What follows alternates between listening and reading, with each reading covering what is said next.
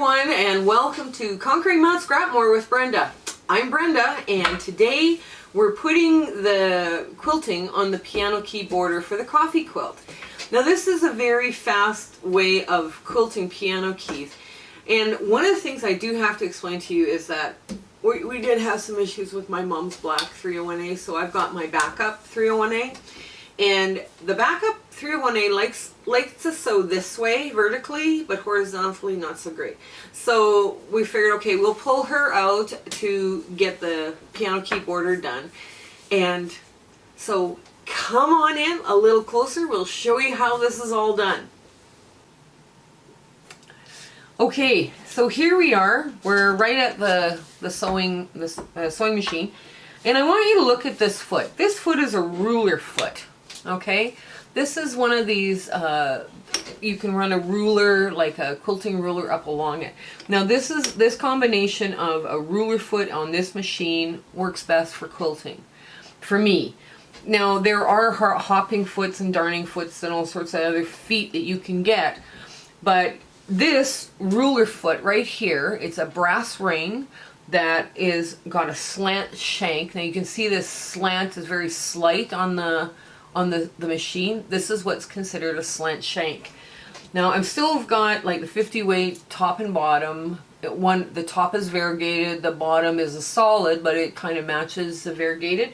So I'm going to explain to you about ruler feet, or especially when you've got a sewing machine that you want to add a ruler foot to, but you don't know how to figure out if it's a long shank or a short shank. All of the slant shanks are the same size from the base and up, right? And what they're talking about is short shank or long shank is this screw right here, where I, put on and off my feet with. So you take 4/4. This idea is only going to cost you $1. So you take 4/4 and you put them under that screw. All slant shank machines are considered long shank or high shank, right? If this screw is hitting these quarters, right, it's considered a low shank machine. And you've got also, sometimes you've got like a ruler underneath it, and it'll just knock the quarters right off if you put a quilting ruler under it. So, and that's important for you guys to know, is you put your quilting ruler down, and then you put your 4/4, and if you can't slide those 4 corners up against this screw that puts your feet on, now the screw might be on the back or to the other side with your other machines, but if you can't put 4/4 there with your quilting ruler on the bottom, you have a short shank machine.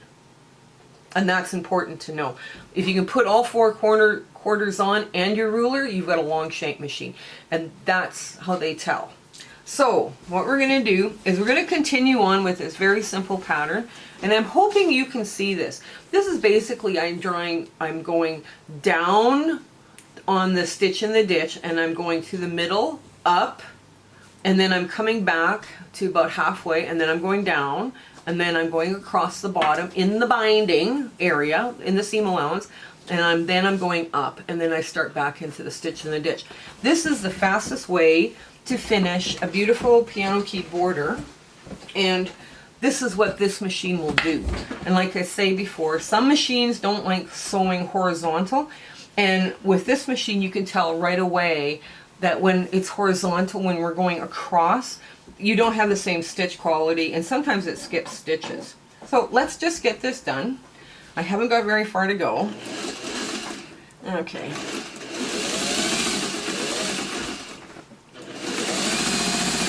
So I go up in the center, then go across, and then go down halfway through what I've already sewn, and then go across, and I go up, and I go down, stitch in the ditch. And this is all very quick, very easy to do for piano key border. You could put other little designs in there if you're able to do those kinds of things. Like I say, this machine doesn't like doing vertical. And in the seam allowance here, I'm when I'm going vertical in the seam allowance, I'm getting some skip stitches and that, but it's in the seam allowance. It'll be covered up by binding.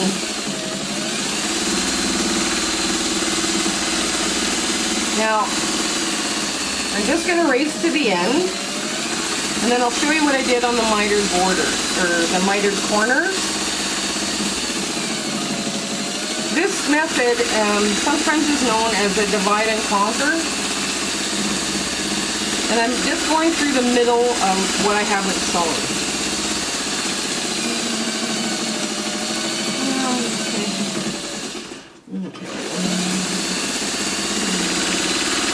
So you're looking for straight-ish lines, not perfectly straight lines. Even though I got my ruler put on, you can see I don't need to be working with a ruler. I could if I wanted to, but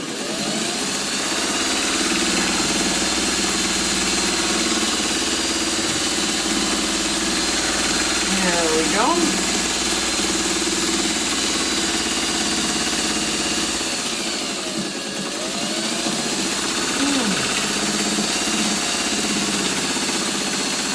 Up, down, up,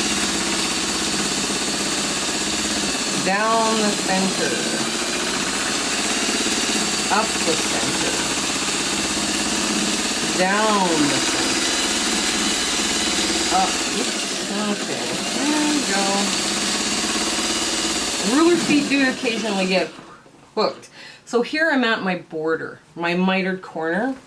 Remember the mitered corners we put in?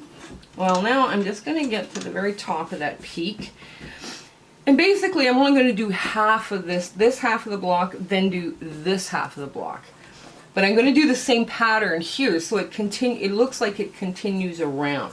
But I'm going to go following along this line here instead of the edge of the coffee cup block. So I'm going to go halfway down, down and up, cross over, down and up through the ditch, and there we go. And again, same thing, your lines are getting smaller and shorter. Any wobbles you have, hide them in the seam allowance, nobody will know. By the time you put the binding on, it's all hid.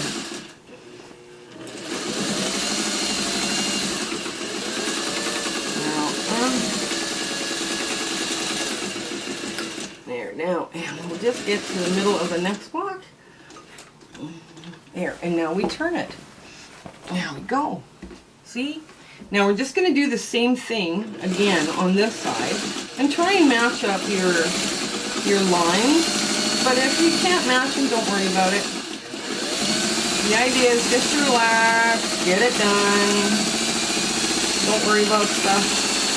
Quilting is supposed to be fun, not stressful.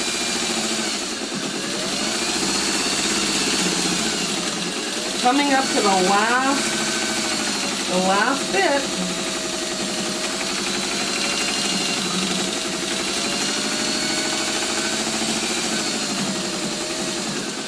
Now, there we go, and we're done. And we're done. Isn't this gorgeous? It didn't take long to do this, and we did some simple stitching. We did a little bit more complicated stuff with the coffee cups, but remember, when you're doing your quilt, do what you can do. If all you can do is straight lines, do straight lines. It'll look great. And when you're doing straight lines too, the color shines. The fabric is the focal point. Not the vocal point, it doesn't sing or anything, but yeah, the focal point, right? So this is what this now looks like. So next up, we're going to be trimming it. We're going to be trimming it, and we're going to be putting a binding on it. And I have some leftover fabric that looks just absolutely striking with this. And we'll show you how I get a quick finish on the binding. This has been so much fun. This has just been a blast. And if you watch now to the end, there's a quilt that's behind me when we do the exit video. And it's got these oversized flowers and everything. If you would like us to do a sew along on a variation of that pattern or that pattern, please put that in the comments below. We're hoping to run another sew along around Christmas or just after Christmas, because we're now in a pandemic and we're not sure how the numbers are going to go or how people have to stay home or not. So, and we're doing it for, you know, hand sewers and sewing machine sewers, right? The hand sewers, for hand sewers, this is a beginner quilt because it's just basic shapes.